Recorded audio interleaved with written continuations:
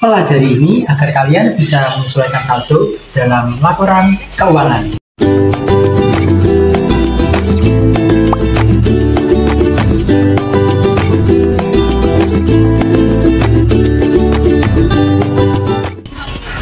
Halo semuanya.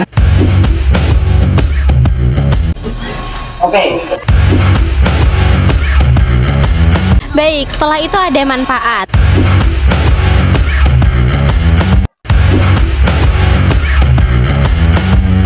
Assalamualaikum warahmatullahi wabarakatuh. Di sini kami akan menjelaskan materi tentang jurnal penyesuaian. Apa sih jurnal penyesuaian itu? Buat yang belum tahu, yuk kita belajar bareng.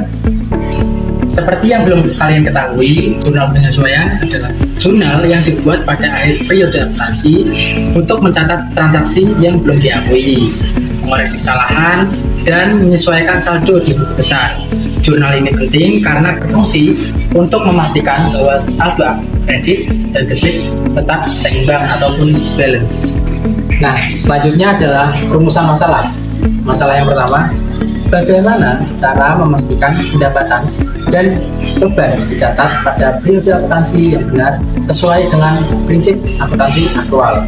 Dan yang kedua, bagaimana cara mengidentifikasi dan mencatat transaksi penyesuaian seperti beban dibayar di muka, pendapatan diterima di muka, dan penyusutan aset untuk akurasi laporan keuangan. Nah, untuk menjawab dari kedua rumusan masalah ini, mari kita simak penjelasan berikut ini. Oke, selanjutnya kita akan belajar mengenai apa itu jurnal penyesuaian. Nah, teman-teman perlu diketahui, jurnal penyesuaian adalah sebuah jurnal yang dibuat pada akhir periode akuntansi. Tujuan dibuat jurnal ini yaitu untuk mencatat semua transaksi. Nah, apa saja transaksi yang harus dicatat? Yang pertama, mencatat transaksi yang belum diakui.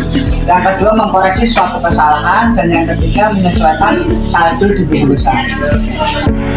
Jurnal ini sangat penting. Mengapa? Karena berfungsi untuk memastikan saldo kredit kita maupun saldo debit kita itu agar tetap seimbang. Nah, sekarang saya akan menjelaskan beberapa fungsi dan contoh dari jurnal penyesuaian. Yang pertama, yaitu untuk mencatat pendapatan dan pengeluaran yang belum diketahui. Maksudnya bagaimana? Misal nih, dalam satu minggu kita menjual suatu barang, namun barang itu sudah terjual, tapi kita belum mengetahui hal itu. Yang kedua, mencatat semua kesalahan yang dibuat sebelumnya. Maksudnya gimana? Ketika kita mencatat sebuah barang masuk atau barang keluar, ada suatu kesalahan saat kita mendata barang, mungkin di harganya atau kodenya. Yang ketiga yaitu menyesuaikan saldo di buku besar. Artinya gimana maksudnya? Yaitu mendata sebuah data yang ingin di backup, disesuaikan dengan buku yang besar, jangan sampai ada kesalahan. Yang keempat yaitu menghitung pendapatan dan beban pada variabel tertentu. Kita harus bisa menganalisa secara tepat dan kritis pendapatan serta penyesuaian di periode tertentu. Yang kelima, menetapkan saldo di buku besar pada periode tertentu, yaitu setelah kita merekap semua pendataan, kita harus bisa menetapkan berapa saldo pemasukan, berapa saldo pengeluaran, dan berapa sisa saldo tersebut. Baik, setelah itu ada manfaat. Yang pertama adalah mencerminkan realitas ekonomi, jurnal yang membantu memastikan bahwa semua transaksi tercatat dengan benar. Lalu yang kedua, akurasi laporan keuangan. Proses ini untuk mengkoreksi dan mencatat kembali transaksi yang belum dicatat dan dicatat tidak sepenuhnya. Yang nomor tiga, kepatuhan terhadap prinsip akuntansi. Jurnal ini membantu memastikan bahwa perusahaan mematuhi prinsip-prinsip akuntansi. Yang keempat, menyesuaikan nilai aset dan kewajiban. Jurnal ini untuk menyesuaikan nilai aset tertentu seperti penyusutan aset tetap tetap dan nilai kewajiban. Selanjutnya nomor 5, pengakuan pendapatan dan beban dengan tepat. Jurnal ini membantu dalam mengakui pendapatan dan beban pada periode yang relevan. Nomor 6, memastikan konsistensi dan kelengkapan.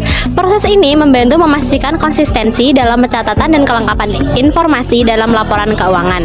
Nomor 7, persiapan untuk audit. Jurnal ini mempersiapkan catatan keuangan perusahaan agar memudahkan auditor dalam memahami pencatatan dan transaksi dalam periode akuntansi. Dan yang terakhir adalah pemahaman lebih baik tentang kinerja keuangan. Dengan mencatat secara akurat semua transaksi, jurnal penyesuaian membantu manajemen dan pemangku kepentingannya lainnya. Selanjutnya adalah contoh soal jurnal penyesuaian.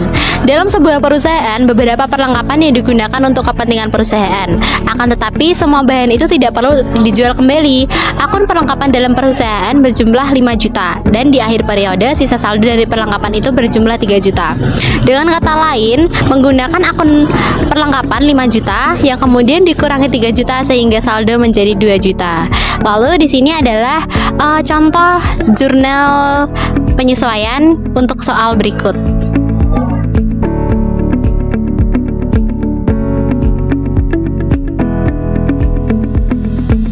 Yang pertama ada beban perlengkapan.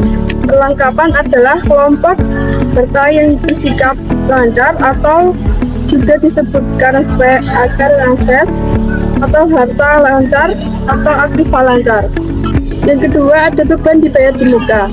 Kolom penyesuaian yang menunjukkan beban bayar di muka atau nominal yang menunjukkan bahwa perusahaan sudah membayarkan sejumlah nominal yang sekaligus menunjukkan pembayaran di periode mendatang. Ketiga, perumusan perawatan. Penyusutan ini sangat penting karena berarti nilainya akan tidak stabil sehingga harus dilakukan pengecekan untuk sesuaikan nominalnya di setiap periode. Yang keempat, ada pendapatan diterima di muka. Sama seperti pengeluaran di muka, nominal pendapatan tidak langsung dicatat karena masih terus menyesuaikan pada pencatatan di periode berikutnya dan masih dianggap sebagai utang. Yang kelima, pendapatan yang masih harus diterima. Pendapatan ini juga disebut sebagai piutang pendapatan karena masih mirip dengan pendapatan diterima di muka dan juga belum tercatat dalam laporan keuangan. Yang keenam, beban sewa gedung dibayar di muka. Beban sewa gedung dibayar di muka harus dicatat sebagaimana beban dibayar di muka karena memiliki formula yang sama.